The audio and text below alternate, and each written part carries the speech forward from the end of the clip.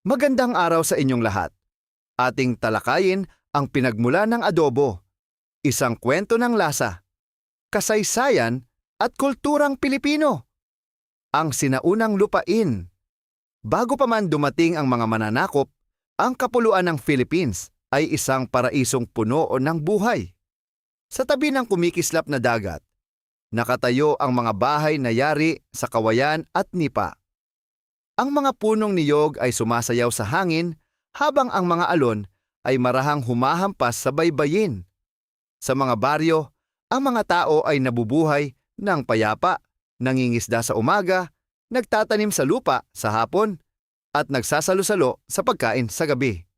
Sa gitna ng baryong ito ay naroon ang isang komunidad na malapit sa kalikasan. Ang apoy sa gitna ng baryo ang nagsisilbing sentro ng kanilang buhay. Dito nagluluto ang mga ina, nagkukwento ang mga matatanda, at naglalaro ang mga bata. Ang amoy ng inihaw na isda at nilulutong gulay ay palaging lumulutang sa hangin.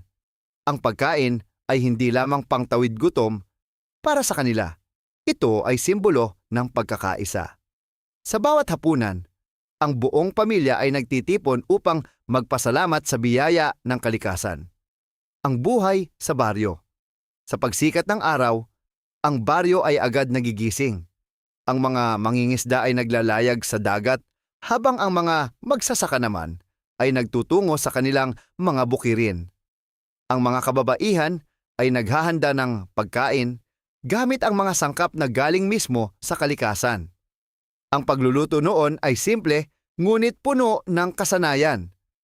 Gumagamit sila ng palayok na luwad, kahoy na panghalo, at apoy mula sa kahoy. Ang bawang, asin, paminta at suka na galing sa niyog ay ilan lamang sa mga sangkap na madalas nilang gamitin.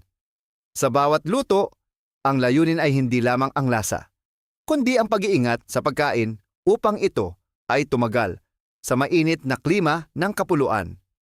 Ang kusinerang maparaan. Sa baryong iyon ay may isang matandang babae na kilala sa kanyang galing sa pagluluto. Siya ay si Aling Siday, isang kusinerang matagal nang naglilingkod sa komunidad. Sa bawat handaan, siya ang inaasahan ng lahat. Marami siyang alam na paraan ng pagluluto, mula sa pag-iihaw hanggang sa pagpapakulo ng mga ulam sa palayok. Ngunit higit sa lahat, kilala siya sa kanyang pagiging maparaan. Kapag may problema sa kusina, siya ang laging nakakahanap ng solusyon.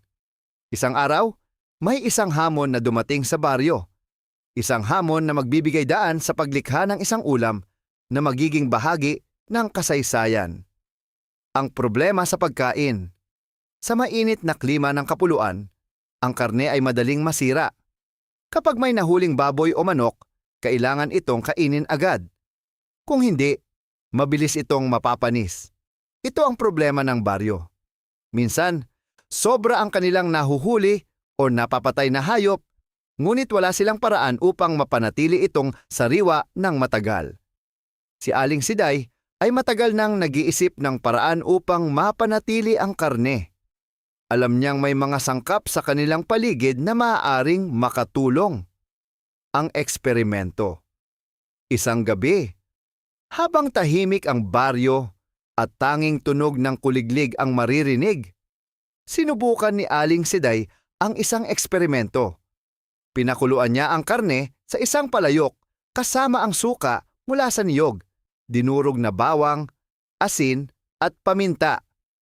Habang kumukulo ang sabaw, unti-unting kumalat ang kakaibang amoy sa hangin. Ang suka ay nagsilbing pangpreserba, habang ang bawang at paminta ay nagbigay ng malalim na lasa.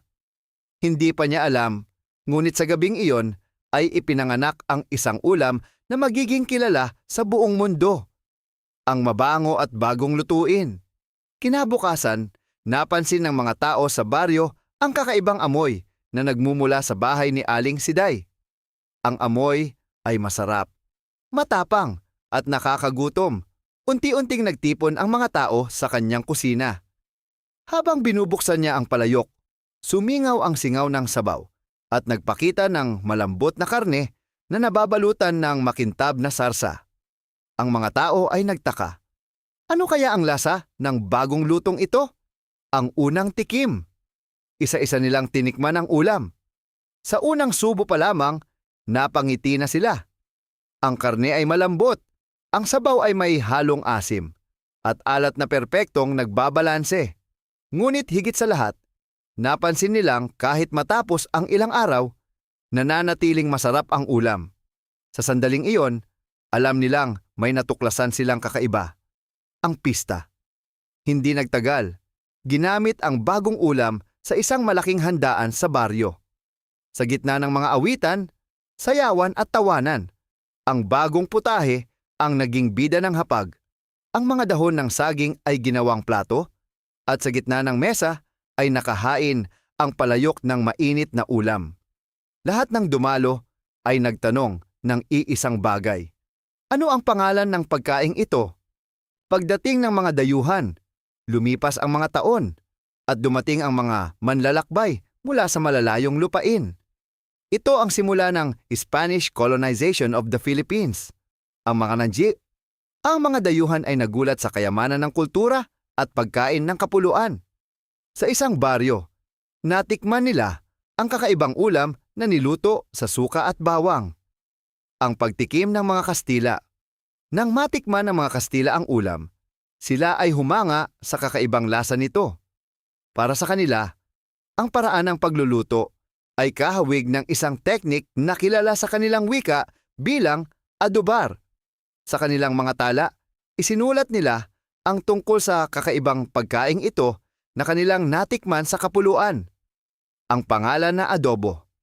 Sa paglipas ng panahon, tinawag ng mga Kastila ang ulam na ito na adobar, na kalaunan ay pinaikli at naging adobo. Ngunit kahit nagbago ang pangalan, ang paraan ng pagluluto ay nanatiling Pilipino sa puso. Pagkalat sa mga rehiyon, unti-unting kumalat ang ulam sa iba't ibang bahagi ng Philippines. Bawat rehiyon ay nagdagdag ng sariling estilo at sangkap, kaya naging mas makulay ang kasaysayan ng ulam. Iba't ibang bersyon. May adobong manok, baboy, isda, at kahit gulay. May mga lugar na mas maasim, may iba namang mas mamantika. Ngunit lahat ng ito ay may iisang pinagmulan.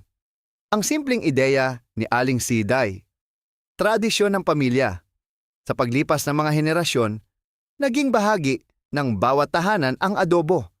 Ito ang ulam na niluluto kapag may bisita, kapag may pista, o kahit sa ordinaryong hapunan. Pagmamahal ng mga Pilipino sa adobo. Para sa maraming Pilipino, ang adobo ay hindi lamang pagkain. Ito ay alaala ng tahanan, pamilya at pagkabata. Adobo sa mga pista. Sa bawat pista sa baryo, halos hindi mawawala ang adobo sa hapag. Ito ang ulam na pinagsasaluhan ng buong komunidad. Adobo sa modernong kusina. Sa modernong panahon, ang mga chef ay nag-i-eksperimento sa bagong paraan ng pagluluto ng adobo. May gourmet versions, fusion dishes, at creative presentations, adobo sa ibang bansa. Habang dumarami ang mga Pilipino sa iba't ibang bansa, dala nila ang lasa ng kanilang tahanan. At kasama nito, ang adobo ay unti-unting nakilala sa buong mundo. Simbolo ng kulturang Pilipino. Sa paglipas ng panahon, ang adobo ay naging simbolo ng kultura ng Philippines.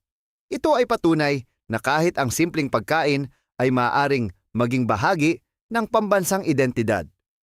Ang walang kupas na lasa. Sa isang modernong bahay sa Philippines, isang pamilya ang nagtitipon sa hapagkainan. Sa gitna ng mesa ay isang mangkok ng mainit na adobo. Habang kumakain sila, ang lasa nito ay nag-uugnay sa kanila sa mahabang kasaysayan.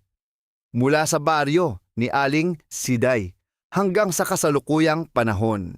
Isang simpleng ulam, ngunit isang kwentong hindi kailanman mawawala. Maraming salamat po sa panunood at sana po may natutunan kayo sa bidyong ito. Hanggang sa muli!